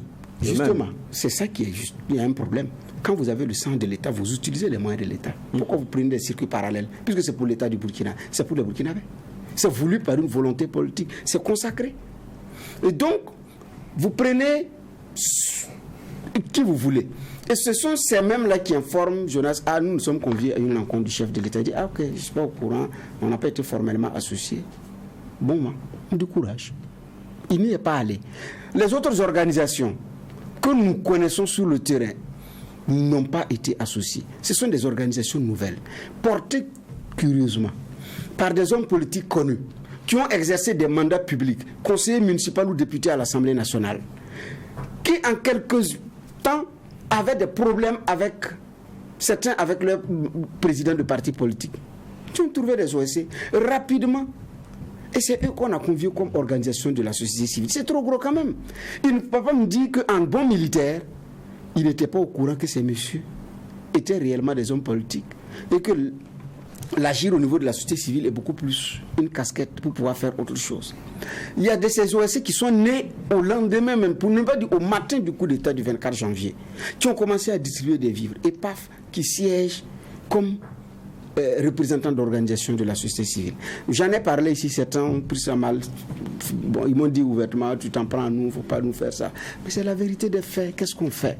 Donc, à un moment donné, il y a eu cela. Donc, en face, vous avez des OSC qui se sont organisés, qui tensent d'autres OSC, surtout celles insurgées de 2014, qui les chargent, et donc qui se sont mieux organisées. Conséquence, ces organisations également insurgés de 2016, éléments insurgés de 2014 là, se sont organisés. On a vu d'abord le forum d'Italien. Ensuite, on a vu le BUTS. Et après, on a vu le Front patriotique. Parce qu'ils se sont dit, ces messieurs-là se sont dit, si nous ne s'organisons pas, ces jeunes-là sont en train de s'organiser. Au début, on est resté dans l'attente pour dire, nous allons, c'est le Burkina. Mais après, vous vous rendez compte que il y a un langage qui est servi. Il y a des invectives qui sont lancées. Il y a des menaces à peine voilées. Regardez ceux qui ont composé la commission technique. J'oublie ça parce que c'est un travail technique. On ne va pas prendre tout le monde. Mais consultez la liste des personnalités qui ont été consultées. Cherchez les insurgés bons qui ont été consultés pour la commission technique. Oublions le travail de la commission technique. Regardez les membres du gouvernement. Regardons la liste de tous ceux qui ont été appelés à des organes pour aider à diriger. Et regardez. C'est pas fédérateur. Et quand on veut parler, on dit oui, en 2015, oui, il y a eu l'exclusion ici, personne n'a branché. Non, c'est pas vrai. Des gens ont branché. Je fais partie de ceux qui ont été menacés en 2015 par des mêmes insurgés. Moi, 2015, j'ai dit des insurgés. Parce que le péché, c'est quoi? Avoir dit que le CDP a gagné devant la CEDEAO. Cela m'a valu d'être menacé par des insurgés, moi-même. 2015, mais c'est la vérité des faits. Le CDP a gagné devant la Cour de justice de la CEDEAO, ça c'est un fait. Mais après, je dis, ce n'est pas parce qu'hier, ils ont été injustes qu'il faut le faire aujourd'hui. Parce qu'il ne faut pas perpétuer l'injustice au nom d'une prétendue injustice qu'on vous a fait. Ça n'existe nulle part. Ça conduit à de nouveaux travaux. Donc, ça a été... C'est-à-dire que cette gestion, pour vous, c'est l'élément déclencheur. Ça a beaucoup contribué. Et après, maintenant, il y a ceux qui se sont arrogés, j'ai dit bien, le rôle de Messie, de préserver la transition par tous les moyens. Même conférence de presse, une simple conférence de presse d'une dame, comme Yeli Monique Kam. Qu'est-ce que vous partez chercher dans ça? Après, c'est le Front patriotique. Après, c'est la bastonnade en règle au niveau du stade où on a échappé au pire. Et la liste est longue. Je ne parle pas de ceux qui ont été menacés et qui n'ont pas été, où les exécutions n'ont pas été réellement actées, mais qui ont reçu des menaces et des messages qui préviennent à faites attention à ci, faites attention à cela, faites attention à ceci. Donc, tout cela, ça a contribué à créer la méfiance des Burkinabés vis-à-vis des autorités qui ne se reconnaissaient plus à un moment donné de ces autorités-là. Parce qu'il y a une partie des Burkinabés qui se reconnaissaient. Il y en a qui ne se reconnaissaient pas. En ce moment-là, hier, qu'est-ce qui s'est passé? Qui est sorti pour dire qu'il s'oppose au coup de force? Bon, beaucoup attendaient le nouveau nom en tout cas. Voukoumba, est-ce que, c'est vrai que Bernard revient sur la question des OSC, mais quand même, le mois de septembre a été marqué par deux attaques qui a suscité beaucoup de questions chez les Burkinabés. On a Djibo Bozanga, qui est un convoi qui est attaqué, 91e véhicule qui saute à distance avec un déclencheur. On a entendu le ministre Sempolé qui a été débarqué après, qui a eu les qualificatifs qui allaient avec. Et puis 3 semaines après, on se retrouve encore toujours pour ravitailler Djibo, un convoi qui est attaqué et on a vu les vidéos qui ont circulé et tout. Est-ce que ça n'a pas achevé aussi à un moment donné de décider ceux qui étaient autour à s'assumer? Parce qu'il risquait de partir aussi avec Damiba, hein, quoi qu'on dise. Oui, c'est comme on dit, c'est la goutte d'eau qui fait déborder le vase. C'est une succession d'impairs, de fautes, voilà, qui ont poussé peut-être les autres à se dire, au début, on pensait qu'on pouvait corriger. On se rend compte que ce n'est pas possible et qu'on ne peut pas continuer sur cette voie-là. Donc, il faut agir. Au début, on a rappelé ici, ils ont enlevé Damiba parce que c'est lui le chef. C'est pas que c'est lui qui assume la totalité du bilan et les autres pas. Non. Ceux qui ont pris le pouvoir aujourd'hui ils sont membres du MPSR, ils sont dans l'équipe dirigeante, ils assument aussi le bilan, le passif comme l'actif du MPSR depuis 8 mois. Ça, il ne faut pas qu'on se leurre dessus. On l'avait dit ici, lorsque le MPP aussi avait quitté le CDP, eux-mêmes ils ont dit qu'ils étaient comptables du bilan de Blaise Compaoré depuis son avènement au pouvoir. Donc, c'est la même chose que ceux qui ont pris le pouvoir hier, ils sont comptables de ce qui s'est passé. Ce n'est pas Damiba seul qui en est le coupable, même si c'est lui le chef. Parce que c'est ça aussi notre culture. On voit le chef. Quand il y a un succès, on applaudit le chef. Et quand il n'y a pas de succès non plus, quand il y a des défaites, c'est le chef qu'on enlève. Dans les équipes de football, c'est comme ça. Quand l'entraîneur, quand il y a les résultats suivent, on encense les joueurs, mais quand les résultats ne suivent pas, c'est l'entraîneur qu'on saute. Et c'est la même chose. C'était lui le chef, c'est lui qui est le responsable du bilan qui n'est pas bon. Donc, à un moment, si vous sentez qu'il est impossible de rectifier le tir, qu'est-ce que vous faites? Soit vous démissionnez, par exemple dans les partis politiques, c'est ce qu'on voit, ou dans les associations, soit vous démissionnez, soit vous organisez un congrès extraordinaire, vous destituez le président. Eux, c'est ce qui se passe. Ils l'ont destitué. Ils ont raconté d'ailleurs toutes les tractations qu'ils ont eues hier pour pouvoir le remettre sur le droit chemin, recadrer le tir, sans succès. Donc, si on comprend, la prise du pouvoir, c'est ce qui leur restait à faire. S'ils voulaient vraiment assumer leur rôle, leur responsabilité. Je voulais juste ajouter quelque chose sur la société civile. Nous avons interviewé un philosophe sur le concept de société civile qui va apparaître bientôt sur Kasseto.net. C'est fondamental. Mais la société civile n'a pas vocation à gérer l'État. Il faut que ça soit clair. La société civile, c'est entre la famille et l'État. C'est un lieu de croisement d'intérêts économiques, d'intérêts corporatistes particuliers. L'État, c'est l'intérêt général. On ne peut pas être de la société civile et vouloir faire ce que l'homme politique doit faire. Tout comme on ne peut pas être un homme politique, un homme d'État, et faire des choses de la société civile. On ne peut pas rentrer dans des histoires d'intérêt économique, d'intérêt financier, quand on est à un poste de responsabilité politique. C'est cette confusion-là qui a donné lieu à ce que Bernard explique tout à l'heure. Donc, il faudrait bien mais ça c'est sur le long terme, qu'on travaille à clarifier tous ces concepts-là, pour que les gens comprennent exactement c'est quoi la société civile et c'est quoi l'homme politique. Dans l'interview qui sort, l'interviewé explique que celui qui incarne la figure de l'État, l'État de droit, c'est le fonctionnaire. C'est-à-dire qu'il travaille pour l'intérêt général. À la différence de l'avocat qui défend des clients, des intérêts privés. Mais ça, il faut qu'on le sache. Il y a peut-être beaucoup de gens qui s'engagent comme ça sans savoir ce que ça veut dire, ou qui le savent, mais ils font semblant de ne pas savoir parce que c'est un gagne-pain, il faut le dire. Il y a des gens qui en font un métier, ce qui est quand même une aberration du point de vue conceptuel. Donc, il faut qu'on règle tout ça pour que le pouvoir qui va s'installer là établisse un juste rapport entre lui et les organisations de la société civile qui sont fondamentales dans une démocratie. C'est vrai que dans nos pays, la confusion est venue de quoi? Elle est venue du fait que pendant le début des années 90, dans beaucoup de pays, il n'y avait même pas de syndicats. Jusqu'aux années 90. Donc, c'est par le biais, il n'y avait pas de parti politique d'opposition, donc c'est par le biais des syndicats que des gens se sont exprimés. Donc ça a été un canal d'expression politique. Mais je pense que cette période-là est passée. Et puis dans notre pays, on n'a jamais connu ça. Les syndicats ont toujours existé, les associations ont toujours existé. Donc il faut qu'on clarifie ces concepts-là pour qu'à l'avenir, il n'y ait plus cette confusion, que celui qui s'engage dans une association de la société civile sache de quoi il s'agit. Celui qui, s'il veut basculer dans l'activité politique, il est libre de le faire puisque la loi le permet. Celui qui est dans l'activité politique, qui ne se sent pas bien et qui estime que peut-être ses idées, son utilité est plus grande dans la société civile, il peut aussi enlever la casquette d'homme politique et puis revenir. D'accord. Vous êtes déjà dans la projection et on va d'ailleurs y aller. On a eu la lecture de ce qui s'est passé, c'est bien. Maintenant, on est dans un nouvel ordre, on va dire comme ça, avec le capitaine Ibrahim Traoré et ses hommes. C'est toujours le MPSR. On a vu que la question des OSC, vous parliez de les activités, elle est suspendue. Celle aussi des partis politiques, la Constitution, la charte de la transition, le gouvernement, la LT, tout ça suspendu avec un coup-feu. Mais le dernier point, c'est la convocation prochaine des forces vives de la nation pour écrire une nouvelle charte et désigner un président civil ou militaire. On est dans la projection aujourd'hui.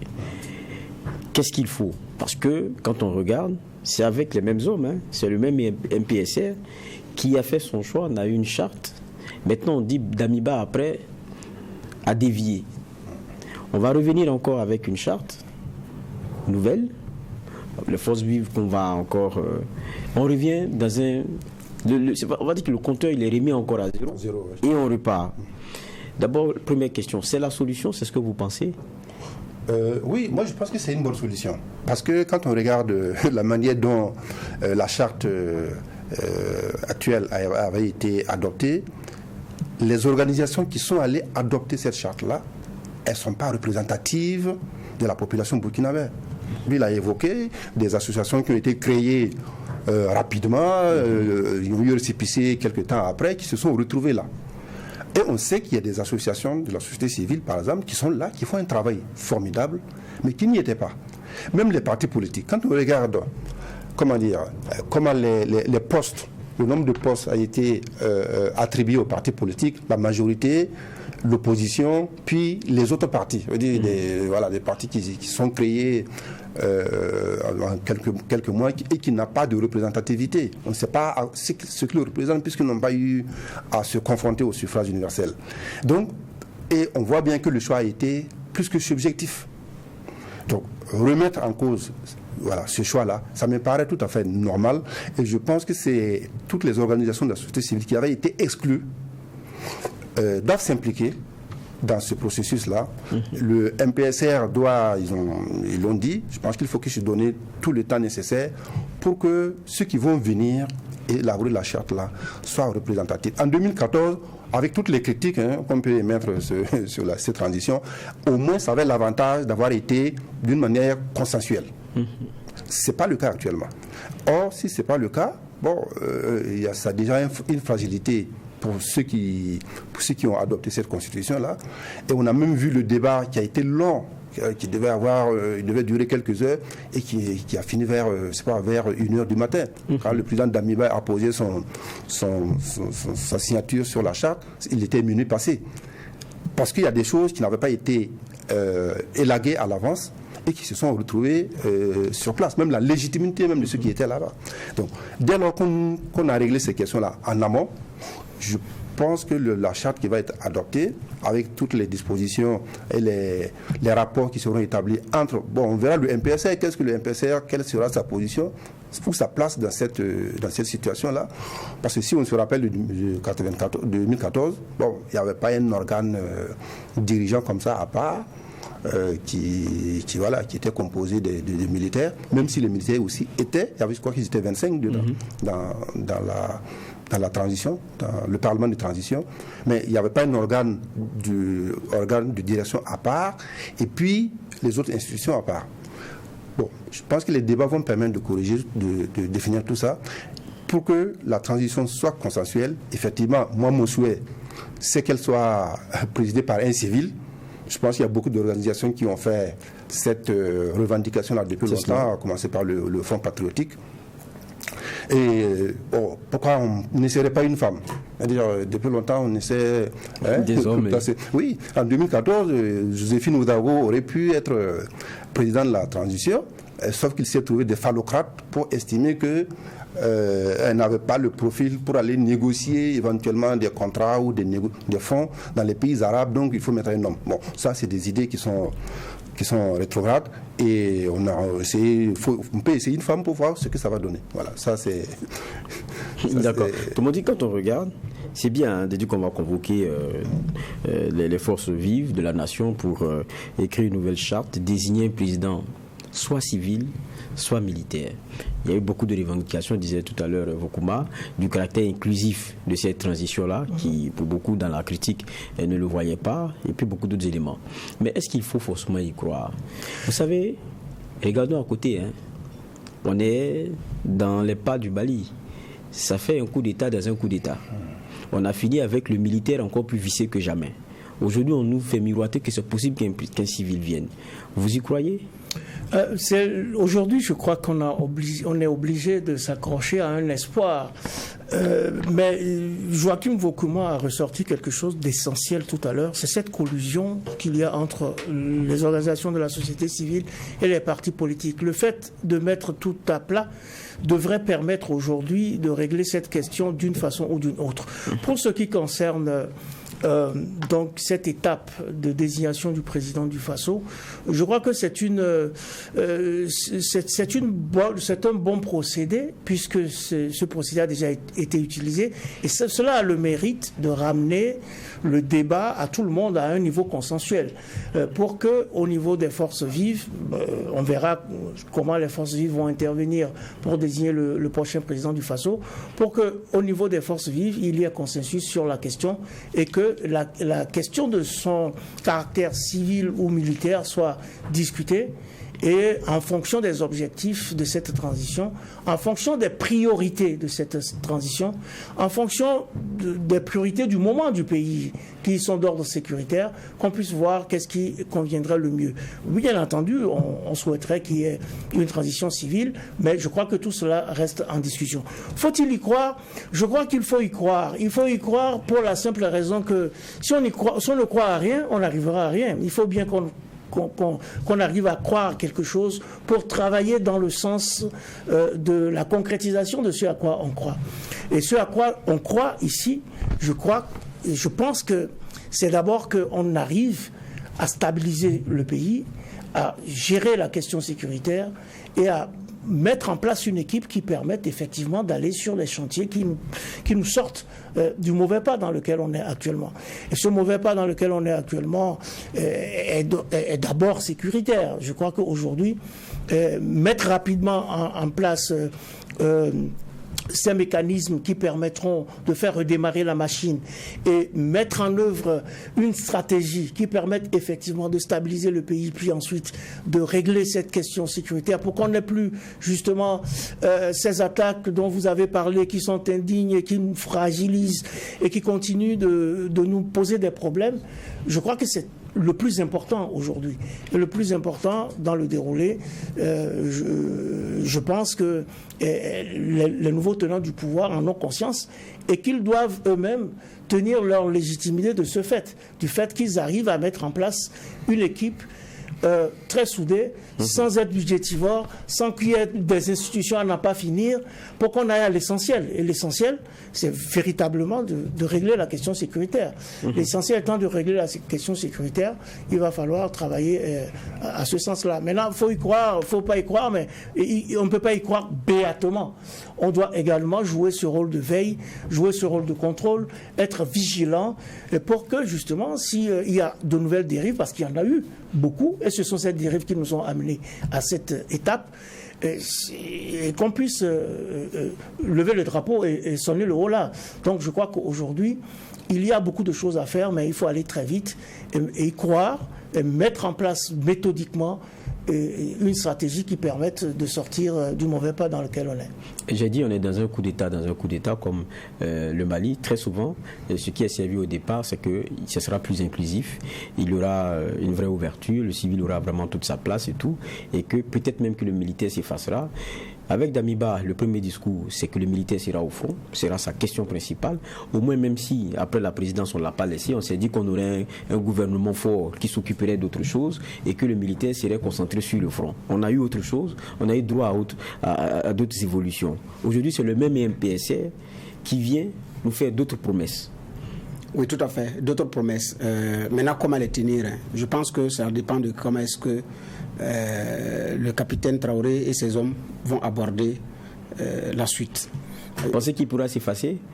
Pourra s'effacer, tout dépend. Parce qu'après on dit une nouvelle charte et désigner un président civil ou militaire. Oui, un président civil ou militaire. Ça veut dire qu'il y a l'option de s'effacer si c'est possible. Oui, il y a l'option de s'effacer si possible. Donc ça dit qu'également il ne ferme pas la porte à l'éventualité que ce soit un civil.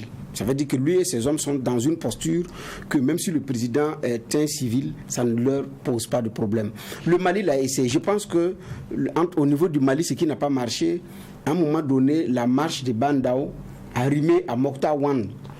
À un moment donné, ça n'a pas marché. Les militaires avaient posé comme condition d'ailleurs d'éjecter Mokhtar Wan et que le Bandao et que le président lui-même reste. Le président a préféré partir avec son premier ministre parce que, bon, voilà. Mais la réalité aussi ici, pour revenir à notre cas, d'abord pour la constitution, la consultation des forces vives de la nation, je pense que c'est mieux de passer par les fêtières organisées. Il y a des groupes qui existent. Le Conseil national des organisations de la société civile existe. Il y a d'autres structures qui sont bien organisées. C'est de passer par ces structures qui sont légales légalement. C'est plus facile comme ça. Là, tout le monde est d'accord. L'existence ne pose pas problème. Ensuite, par rapport à la désignation du président, est-ce que ça va être un remake de 2014 où il y a eu un collège de désignation qui a été mis en place ou comment est-ce que ça va se passer? Là, on attendra de voir. Mais de mon point de vue, dans la situation dans laquelle nous sommes, un civil, on peut le trouver, qui puisse faire l'affaire. Ça peut se trouver. Ça peut être un monsieur, ça peut être une dame, mais qui puisse faire l'affaire pour que les militaires puissent réellement être au front. Certains même avaient dit à Damiba, Premier ministre, ou bien il nomme un Premier ministre militaire, il retourne au front avec un président civil. Il y en a qui avaient imaginé d'ailleurs même un tel schéma. Si on pense pays, vraiment, si on pense pays, et on ne pense pas clan, on ne pense pas appartenance, on ne pense pas corporation, et qu'on pense réellement pays, je pense qu'on peut fédérer nos énergies. Mais tout dépendra de quelle marche le leader va imprimer, de où est-ce qu'il veut aller avec ses hommes. Moi, je pense que c'est beaucoup plus là le véritable problème. Qu'est-ce qu'on veut? Donc, à partir de ce moment, c'est facile. Alors, est-ce que, également, à un moment donné, le capitaine Traoré ne sera pas tenté de conserver sa chose et d'être un président militaire? Ce n'est pas à écarter. Parce que vous prenez les reines, il y a aussi les laudateurs zélés qui sont à côté. Il y a ceux également qui veulent que vous soyez au pouvoir pour qu'ils puissent conserver leurs intérêts ou avoir une place au soleil. Donc, ils vont lutter pour que vous restiez, mais en réalité, ce n'est pas dans votre intérêt. C'est dans lui, d'ailleurs, son intérêt, parce que lui, il a intérêt à ce que ça marche toujours pour lui. Et c'est ce qui est arrivé. Et ce sont ces groupuscules-là qui ont embrouillé suffisamment le lieutenant-colonel Damiba et qui l'ont conduit sur la force route. À un moment donné, il répondait beaucoup plus d'autres officines politiques et même extérieures avec des prises de position que les gens ne comprennent pas, mais il n'y a pas d'explication. Quand les Maliens font le choix d'aller en Russie, on peut être d'accord ou pas avec les Maliens, mais on sait qu'ils vont avec la Russie. Mais quand un avion saoudien vous envoie aux États-Unis avec une forte délégation, sans que vous ne dites aux populations, est-ce que c'est vrai ou est-ce que ce n'est pas vrai? Quelle est la contrepartie? Est-ce que nous avons loué l'avion saoudien? Ou bien c'est en fonction de ce que nous voulons faire avec l'Arabie saoudite comme coopération dans le cadre de la lutte contre le terrorisme que l'avion a été mis à notre disposition? Ou bien c'est une amitié personnelle? On a le droit de savoir dans ces conditions-là. Comment on appelle ça? C'est silence radio. Alors que certains soupçonnent Bilal, nous avons reçu Bilal Ramadan ici à cette émission. Il dit que parmi ceux qui financent le terrorisme, il y a l'Arabie saoudite, il y a le Qatar. Ça, c'est Bilal qui l'a dit. Est-ce que c'est vrai ou est-ce que c'est pas vrai? Donc, ça c'est connu par tout le monde. Donc quand des Burkinabés vous voient dans cette situation et vous refusez de leur dire, à un moment donné, cette opacité-là aussi, ça va vous rattraper. Alors que si c'est transparent, bon, c'est plus facile de s'en sortir, quoi. D'accord. Donc, on va dire, compteur remis à zéro. Vous dites, c'est l'opportunité de pouvoir, on va dire, rectifier un certain nombre d'éléments, de régler un certain nombre d'éléments, de répartir du bon pied. Mais il y a la question des délais. Oui. Il y a la question des délais. Il y a un rappel qui nous est fait par la CEDEAO. Il faut respecter les délais de juillet 2024. Est-ce que vous pensez qu'on peut repartir comme ça de zéro, comme on est en train de le faire, remettre tout à plat, reprendre tout, refaire après la constitution des institutions et tout, se donner, comment dire cela, les moyens de faire une élection, et puis revenir à un ordre constitutionnel dans les délais voulus de la CEDEAO? Vous pensez que c'est possible? Oui, moi je pense que c'est possible. Et comment alors? Non, mais si ça dépendra du consensus qui va se dégager lors des assises, voilà, qui vont désigner ceux qui vont siéger dans les organes de la transition. S'il y a un consensus et que tout le monde est d'accord pour aller dans la même direction, à mon avis, c'est possible. Il y a un autre facteur aussi qui entre en jeu, qui est la question sécuritaire, évidemment. Je veux dire, on avait, comment je crois que l'idée c'était de reconquérir au moins 75% du territoire pour pouvoir organiser des élections crédibles. Parce qu'aujourd'hui, c'est pratiquement impossible d'organiser des élections. Déjà même en 2020, dans certaines communes, il n'y a pas eu d'élection à cause de la question sécuritaire. Et ça s'est aggravé encore. Aujourd'hui, est-ce qu'à Djibo, est-ce qu'à Tiou, les gens parlent d'élection? Non, il n'est pas question de faire des élections. On est encore à larguer de la nourriture via... Voilà. Parce que l'armée ne peut même pas... Voilà. Donc, il y a la question sécuritaire, évidemment, qui va entrer en jeu. Mais vous vous rappelez, en 2020, c'est l'ensemble des partis politiques, puisque l'Assemblée nationale, à l'époque, avait proposé de différer les élections, mais l'ensemble des partis politiques avaient dit non, on veut y aller aux élections, même s'il y a une partie du territoire qui n'est pas sous contrôle de l'État. On va y aller, et puis quitte à corriger ça après, parce qu'ils ont estimé qu'il faut toujours avoir un État légal, des autorités légales pour lutter contre le terrorisme, que tomber dans une sorte d'illégitimité constitutionnelle ou institutionnelle. Parce que si le mandat du président Roch Kaboré est arrivé à échéance, on tombait dans le vide et c'était encore une autre crise. Ça complexifiait les choses. Voilà, donc c'est ce qui avait été dit. Donc cette fois-ci, si on se met d'accord lors des assises là, je pense qu'on peut tenir le délai, et le communiqué de la CEDEAO, je pense qu'ils ont beaucoup plus insisté sur ça, sur le respect du calendrier. Les élections doivent être organisées au plus tard le 1er juillet 2024. Ouais, c'est ça, 2024. Donc, je pense que ce délai est tenable. Mais attention, juillet 24, c'est le retour à l'ordre constitutionnel. Oui, bon, ça veut dire que les élections doivent être organisées bien avant, c'est ça? Oui, je veux dire, c'est qu'à cette date-là, le président doit avoir pris fonction. C'est ça. Voilà. Donc, il faut faire un rétro, un rétro, comment on appelle ça, calendrier. C'est ça. Voilà, pour voir à quel moment il faut débuter les opérations de recensement, établir un calendrier, voilà, un rétro-planning, pour qu'au 1er juillet ou plus tard, on ait un nouveau président qui a été élu. C'est ça. Et je pense que c'est possible. Si on va tous dans la même direction et qu'il n'y a pas de gens qui tirent à droite, d'autres qui tirent à gauche. Mais ça va dépendre des conclusions qui vont sortir des assises, des personnes qui vont occuper les différents organes de la transition et de l'orientation générale qui va être adoptée de façon consensuelle. Serge Tomondi, les délais, c'est une préoccupation pour la CEDEAO et on sait ce qui va avec. C'est des sanctions possibles. Est-ce que vous pensez qu'avec le branle-bas, là, c'est encore tenable ces choses? Donc, de toute façon, je crois que vous avez vu que le communiqué de la CEDEAO est tombé très vite. Ah oui. Très vite après l'annonce du coup d'État. Et donc c'est une position de principe de la CEDEAO, il faut le souligner. Mais en même temps, la CEDEAO travaille actuellement à ce qu'il n'y ait plus de coups d'État dans les pays de son espace. Aussi bien des coups d'État militaires que des coups d'État constitutionnels et institutionnels. Donc je crois que cette position de principe méritait également d'être affirmée, réaffirmée par la CEDEAO. Et une fois qu'on a dit ça, on regarde le terrain et on regarde comment les choses vont se mettre en place. On avait un délai, on avait un accord avec la CEDEAO et les nouvelles autorités disent qu'ils respecteront les engagements internationaux pris par le Burkina. Donc on estime aujourd'hui que cette ligne, ce délai doit être inclus dans les discussions et pour arriver à organiser ou à normaliser le pays d'ici à là. Tout dépendra maintenant du déroulé, du répondant qu'on aura sur le chantier sécuritaire, qui reste notre première priorité au Burkina. Et tout dépendra de la récupération qu'on pourrait avoir des territoires qui ne sont pas sous contrôle. Je crois qu'aujourd'hui, on parle de 40% de territoires hors contrôle. Et comme Joachim Vaucoumont l'a souligné tout à l'heure, on devrait atteindre au moins 75% du territoire sous contrôle pour pouvoir organiser ces élections.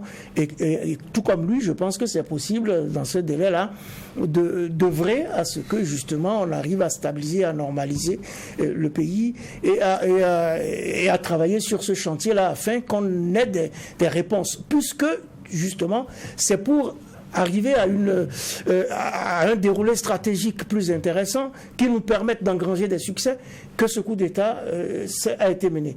Donc, je pense que c'est pour ça que je disais dès le départ qu'il faut aller très vite pour mettre ce qu'il y a d'institutionnel en place à mettre en place et pour dérouler effectivement cette stratégie gagnante dont on nous parle et qui permettrait rapidement d'arriver à la normale et de retomber sur nos pieds et de voir le rétro-planning qui nous permettrait d'arriver à cet ordre constitutionnel. Mais bien évidemment, vous savez très bien que depuis quelque temps, les gens ont une idée assez pas intéressante de ces élections, de ce système électoraliste qui fait que justement la CEDEAO a beau crier qu'il faut faire des élections, après on fait des élections, après on rentre dans tous les décors possibles, il y a des dérives qui ne suivent pas.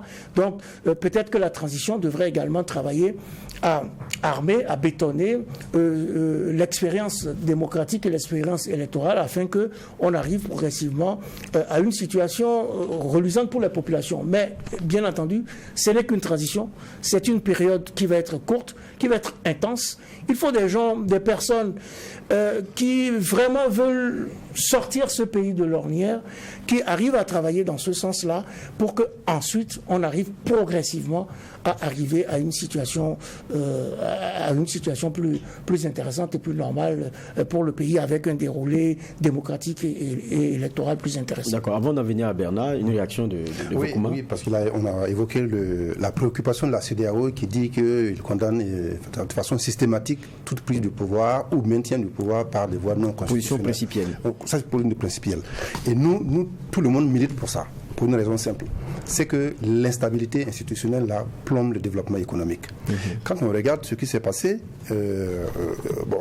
depuis des années, la CEDEAO essaie d'intégrer dans ses textes ce principe-là. Mais elle n'y arrive pas.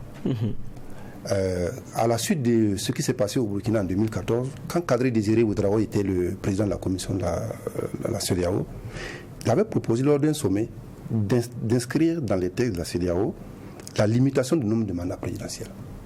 À l'époque, il y avait 2 ou 3 qui étaient opposés.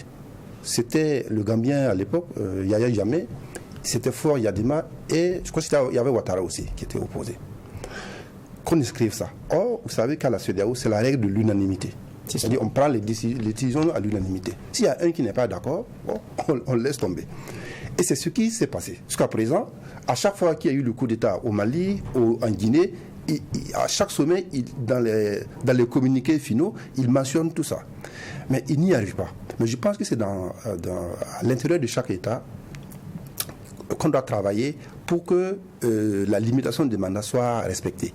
Et là, je suis partisan il faut qu'on mette en place des programmes dans les formations, même dans les écoles militaires. Parce que vous savez, j'ai discuté beaucoup avec des amis qui sont... Je finis rapidement. Voilà. Parce qu'il ne faut pas... Les militaires ont une minable idée des civils.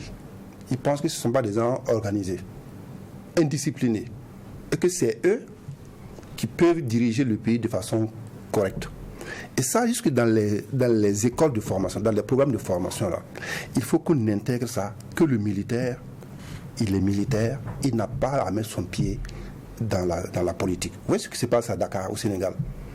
Voilà des gens, ils ont acquis la culture démocratique qui fait que même quand il y a un conflit, il y a une crise, les militaires se gardent de prendre les devants et de sauter le pas pour prendre le pouvoir. Il faut qu'on arrive à instaurer ça ici, à instaurer cette culture-là démocratique pour que chacun reste là où il est. Bon, si j'avais le temps, j'allais développer ça un peu plus, mais je reviendrai peut-être plus tard. D'accord, parce qu'on est pratiquement au terme de l'émission. Je vous ai permis de réagir sur la question des délais. C'est vrai qu'en attendant qu'on inscrive ça dans les curricula, il y en a un capitaine, celui Ibrahim Traoré, qui a fait descendre un colonel, lieutenant-colonel d'Amiba. Et donc, aujourd'hui, on dit tout est remis à plat, on va convoquer encore les forces vives. Je dis, il y a la CEDEAO qui nous rappelle qu'il y a le délai de juillet 2024. Est-ce que c'est tenable? Est-ce qu'on ne risque pas encore de se retrouver sous la menace de sanctions? Alors, cette question d'ailleurs, cette question de est-ce que c'est tenable, même se posait, même Damiba était toujours là, parce qu'il y en a qui disent 2024, on n'aura pas des élections compte tenu de ceci, compte tenu de cela. Alors, je pense que si on veut aller aux élections, si on se remobilise conséquemment, il n'y a rien qui soit impossible. Donc, si on se remobilise conséquemment, je dis bien, organiser les forces vives, organiser l'ensemble des forces au niveau du Burkina, pour qu'on aille à la reconquête du territoire, puisqu'il y a des pourcentages d'ailleurs qui avaient été donnés, que si on atteignait ce pourcentage, on peut organiser les élections. Donc aujourd'hui, c'est quel pourcentage de terrain, de superficie récupérée que nous voulons atteindre avant d'organiser les élections? Parce que la circonscription électorale du chef de l'État, donc du président de la République, c'est la nation. Ce n'est pas une province. Donc une province ait pu voter ou pas, ce n'est pas d'abord de ça qu'il s'agit. Maintenant, les autres questions, c'est des questions beaucoup plus d'ordre moral. Donc, mais est-ce qu'on organisera les élections en ayant quel pourcentage de terrain? Donc, je pense qu'en fonction de ces objectifs que nous allons nous assigner et ce que nous allons nous mobiliser comme ressources, forces, finances, armes, population pour atteindre, on dit, bon, si on atteint telle superficie récupérée, on peut organiser les élections en 2024. Je pense que c'est d'abord de définir la priorité à ce niveau. Qu'est-ce qu'on veut réellement définir? Et donc, juste pour une précision, j'entends les gens qui disent que la Constitution est dissoute. Non, c'est suspendu. On commence, dans notre langue, on oublie parce que la dissolution est tellement dans la tête que comme il y a beaucoup d'organes dissous, voilà, elle est suspendue parce que si elle est dissoute, il nous faut certainement une constituante pour rédiger. Voilà. Elle est suspendue. Voilà, elle est suspendue parce que nous, hommes de médias, souvent dans nos écrits, on commet d'ailleurs cette erreur-là. Donc aujourd'hui, effectivement, il y a une remise à plat qui est là pour effectivement reprendre. Et c'est ça aussi la question des délais. On aura combien de temps? Donc je comprends également la pertinence de votre question. Nous allons prendre combien de temps pour rédiger la charte, mettre en place un nouveau gouvernement, avoir un président, mettre un organe de transition législatif? Est-ce qu'on aura besoin? Est-ce qu'on n'en aura pas besoin? Si on aura besoin, toute cette organisation-là, on aura combien de temps? 1 mois, 45 jours ou 2 mois, ou bien c'est 1 semaine, ou bien c'est 2 semaines. Donc on est tenu par le délai, alors que la date du 24 de 2024 court toujours. Donc, il y a à intégrer ces éléments-là dans les appréciations. Ils ont dénoncé une administration qui est lourde. Je pense qu'avec eux, on aurait une administration avec la célérité. Et là, on attendra de voir comment est-ce que ça va être organisé. Parce que ça aussi, ça va compter pour 2024, le délai pour la mise en place des nouveaux organes de la transition. Beaucoup de questions. On regarde ce que dit Bougma. Je pense que la semaine qui va s'ouvrir va être déterminante. C'est peut-être cette semaine-là qui va nous montrer effectivement qu'il y a un nouvel esprit. Et que, effectivement, ceux qui ont pris le pouvoir et qui ont fait ce coup d'État ont le souci d'aller vite et bien et de mettre les choses en place afin que ça fonctionne. Et il faut que ça fonctionne. Il faut que tout le monde travaille à ce que ça fonctionne. Si y a encore des torpilles, il faut savoir écarter les torpilles et aller focus sur l'essentiel et arriver à sortir ce pays de ce mauvais pas. C'est tout ce qu'on pourrait souhaiter d'ailleurs. Sinon, il y avait beaucoup de questions dans les incertitudes que le Burkinabé avait. Aujourd'hui, les questions se sont ajoutées aux questions. On va dire dans un problème, un autre problème s'est créé, on serait certain, mais on aurait espéré que ce soit plutôt une solution au problème qui vient d'arriver. En tout cas, on regarde l'évolution des choses. Maintenant, il y a un nouveau nom, le capitaine Ibrahim Traoré, et le MPSR qui continue de rester. On va voir l'évolution donc des choses pour pouvoir analyser. Merci en tout cas, Voukouma, d'être passé sur ce plateau. Merci Bernard Bougma. Merci aussi à Serge Tomondi. Je rappelle que nous étions donc sur Watt FM au 100.7 et puis nous étions aussi sur True TV 254 Bouquet Canal et en clair sur la TNT. Ça a été un plaisir pour nous de décrypter ces moments qui sont très importants dans la vie de notre nation et ce qu'on peut espérer, c'est que ce Burkina-là aille de l'avant et que nous trouvons des solutions aux problèmes qui sont les nôtres, ceux sécuritaires, organisationnels et politiques. Ceci dit, Merci d'avoir été des nôtres et bonne suite des programmes toujours sur True TV et Watt FM.